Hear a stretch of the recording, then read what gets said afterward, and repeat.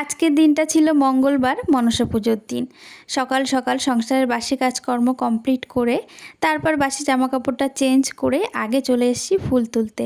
আজকে আবার মাসি কাজে আসবে না, সমস্ত কাজকর্ম আমাকে একাই সামলাতে হবে। এখনও পর্যন্ত চা খাওয়া হয়নি, চা বানাতে যাব সেই সময়তেই দেখলাম প্রচণ্ড পরিমাণে মেঘ করেছে। তো সেই জন্য ভাবলাম বৃষ্টি নামার আগেই ফুলগুলো তুলে নিয়ে আসি।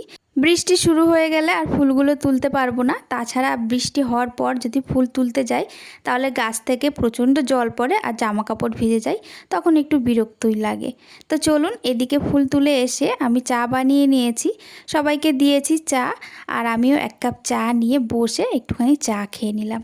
সংসারের বাসি কাজকর্ম সারার পর যখনই এক কাপ চা নিয়ে বসি তখন যে কী শান্তি লাগে কি বলবো। চা শেষ করে রান্নাঘরে চলে এসেছি। সকালে রান্না বান্না করতে হবে। আজকে মনসা পুজো, বাড়িতেই দুধকলা দেব। বিয়ের পর থেকেই দেখে এসেছি শাশুড়ি মাকে বাড়িতেই দুধকলা দেয় সরাতে করে। তবে এবার পুরী থেকে একটা পাথরের বাটি এনেছি, সেটাতেই দুধকলা দেব। আমাদের ওখানে জানেন তো অনেক বড় করে মনসা পুজো হয়, আর শ্রাবণ মাস পড়লেই প্রতি মঙ্গলবার আর শনিবার করে ওখানে পুজো দেয়া হয়। অনেক দূর দূর থেকে মানুষ এসে ওখানে পুজো দিয়ে যায়। আর ওই জায়গাটার নাম হয়তো খেদাইতলা, সেই জন্য ওই মেলাটা খেদাইতলার মেলা নামেই পরিচিত। তবে বহু বছর হয়ে গেছে যাওয়া হয়নি। আমার বিয়ে হয়েছে তো 10 বছর, আর বিয়ের আগেও প্রায় 5-7 বছর যাই না। মোটামুটি ওই 15 বছর তো যাই না। আর বিশেষ করে যাওয়া হয় না কি বলুন তো, ভাদ্র মাস পড়ে যায়, আর কোনো বাড়িতে তো ভাদ্র মাসের প্রথমে থাকতে নেই, আমাদের নিয়ম আছে। আর ওই দিন গিয়ে আবার ফিরে আসাও সম্ভব হয় না, তো সেই জন্য যাওয়া হয়ে ওঠে না। আমি ওদিকে ভাত বসিয়ে দিয়েছি, একটু আলু সিদ্ধ দিয়েছি আর ডাল সেদ্ধ বসিয়ে দিয়ে এখন চলে এসেছি ঘরের বিছানাটা গুছিয়ে নিতে। বাইরের সমস্ত বাসি কাজকর্ম তো কমপ্লিট হয়ে গেছে, কিন্তু ঘরের কাজগুলো এখনও বাকি রয়েছে। ওদিকে ভাত আর ডালটা চাপিয়ে দিয়ে এদিকে আমি ঘরের বিছানাটা গুছিয়ে নিচ্ছি, আর তারপরে ঘরটাও ঝাড় দিয়ে নেব। ঘরটা আমার এখনও বাসি রয়েছে, ঘরটা ঝাড় দেওয়া হয়নি, তবে বাইরের কাজ আর বারান্দাটা ধোয়ানো হয়ে গেছে।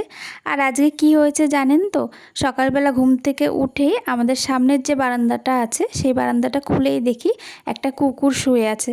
আমাদের বারান্দাতে তো প্রতিদিনই কুকুর শুয়ে থাকে, বসে থাকে, বারান্দাগুলো প্রচণ্ড নোংরা করে দেয়, মাঝে মাঝে তো বমিও করে দেয়, তো সেগুলো তো পরিষ্কার করাই হয়। তবে আজকে সেগুলোর মধ্যে কোনোটাই করেনি, দেখি কুকুরটা মারাই গেছে। জানি না কুকুরগুলোর কি হয়েছে, আগের দিন একটা কুকুর মারা গেছে, আবার আজকে দেখি আরেকটা কুকুর মারা গেছে, আর ঠিক আমাদের বারান্দার মাঝখানে একদম মারা গেছে। মানে কি আর করব, ওটা তো আমি আর ফেলে পরিষ্কার করতে পারবো না, ওটা সোনার বাবাই পরিষ্কার করবে। আর সোনার বাবা না সকালবেলা উঠেই চলে গেছে বাজারে, তো আসবে তারপর পরিষ্কার করবে।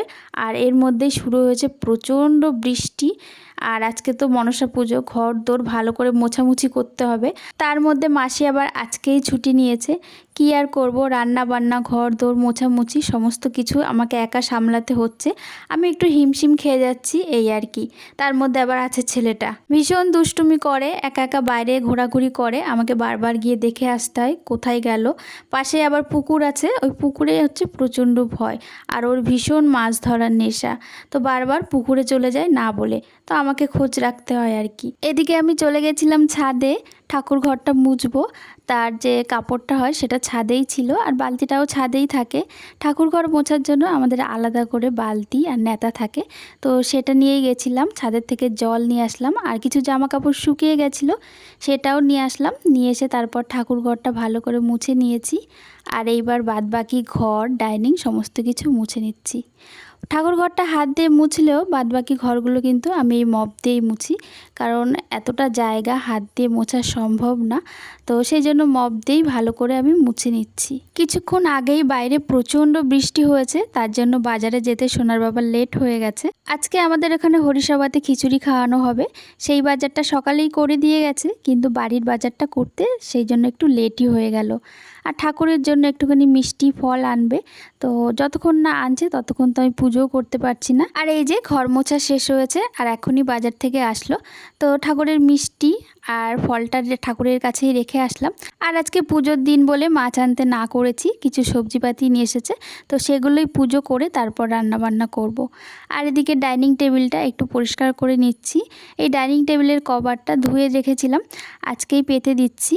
আর এর উপর না এমনি করে খাওয়া দাওয়া করলে কাজটা ভীষণ দাগ হয়ে যায়, তো সেই জন্য ডাইনিং টেবিলের কভারটা তাড়াতাড়ি করেই পাচ্ছি, কারণ আমার ছেলে আছে তো, ও এটা ওটা দিয়ে খেলার ছলে দাগ দিয়ে দেয়, আর দাগ লেগে গেলে ভীষণ খারাপ লাগে দেখতে। এদিকে ছোটদা চলে এসেছে, ছোটদাও দেখছি কলা এনেছে, আর সোনার বাবাও এনেছে কলা। তো দুজনই একসঙ্গে কলা এনেছে, তবে আমরা সবাই কলা খেতে প্রচণ্ড ভালোবাসি। অনেক আনলেও খুব একটা সময় থাকে না, তাড়াতাড়ি শেষ হয়ে যায়। তো যাই হোক, এদিকে ফলগুলো আমি প্লাস্টিক থেকে বার করে ঝুড়ির মধ্যে গুছিয়ে রাখছি। আর আজকের ব্লগটা এখানেই শেষ করছি। যদি ভালো লাগে আমার পেজটা অবশ্যই ফলো করে রাখবেন।